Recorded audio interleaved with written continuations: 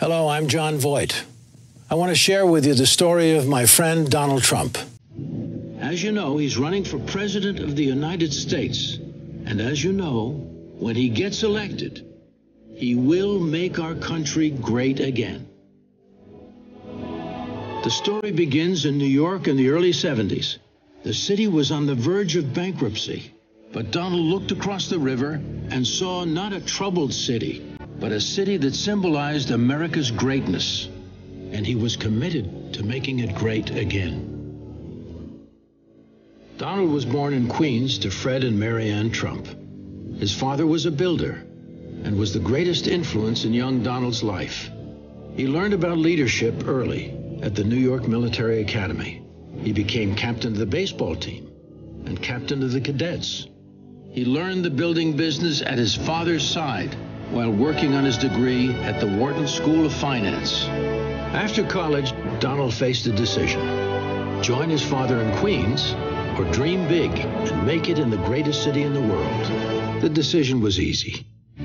Donald's first notable project was less about renovating a building than helping the city rediscover its soul.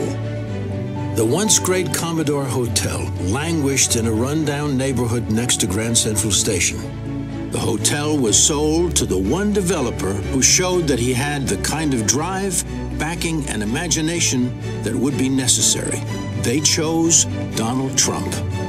Donald convinced the banks that they had a moral obligation to invest in New York and negotiated a tax abatement with the city, jump-starting the project and creating new construction and hotel jobs. Donald's striking new building revitalized the neighborhood. He single-handedly changed the Grand Central Midtown area by himself by doing that project. Before long, more Trump buildings helped change the skyline of New York. Building in New York was not easy, but Donald was never more frustrated than watching the city waste 6 years and $13 million trying to rebuild Central Park's Wallman ice rink. Donald was astounded. It took him only 2 years to build Trump Tower. So he stepped in and took over the project. He finished in 3 months and under budget. He took over another city project, tied up in red tape since 1978. Donald transformed a landfill into a championship public golf course and saved the city millions. Donald will tell you his secret for success is a strong team. He just has that knack of finding the right person, the qualified person who will really excel in that position. Like his father before him, he taught his children the business, and now they're important members of the Trump team. Mr. Trump and his children, they love what they do, and they are incredibly good at it. And I think that breeds the same type of passion for all those that work for him and are around him. From day one, my father trained us really well, whether it was in a boardroom, whether it was on a job site. We spent time learning the business, and he made sure we understood the value of a dollar and what it meant to really work. He'd send me renderings when I was a little girl with handwritten notes on them of buildings that were under construction or in the planning stage and say, I can't wait for you to grow up and help me build these. Now it's fun to stand shoulder to shoulder with my father. Over the years, Donald has created tens of thousands of new jobs, many of them for women. When I was building my building on Park Avenue, and he was building the Trump Tower, he had the first female construction superintendent on the job. When he made me general manager 9 years ago, there were only 3 female general managers of 5-star hotels in the whole of North America. After a long career, accomplishing much of what others said couldn't be done, Donald Trump has set his sights on a new rebuilding project.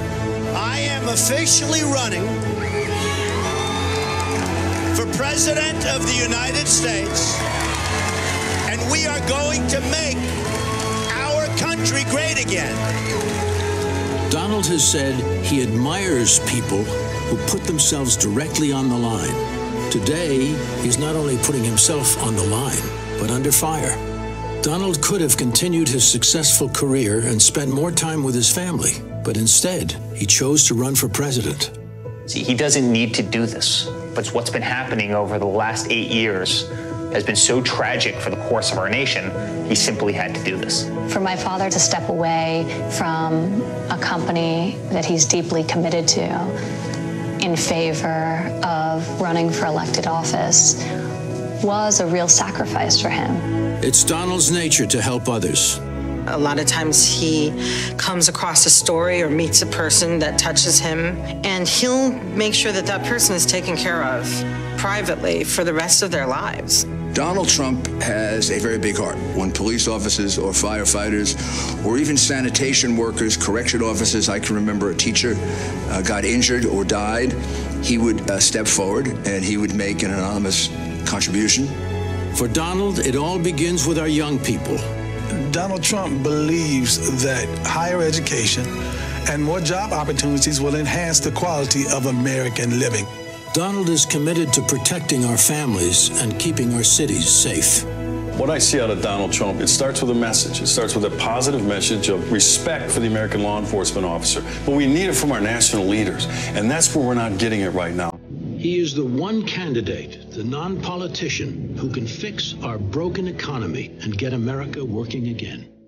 Trump is a guy, brand new, comes in, shakes up Washington, changes policies on taxes and regulations and helps businesses, and middle-income wage earners will get a raise for the first time in 15 years. Donald will stand up for America. Donald Trump understands negotiation. There's just no doubt about it. It's one of his great strengths, and we have been taken to the cleaners in world trade. We are losing jobs every year, every day, as a result of bad trade policies and bad trade agreements.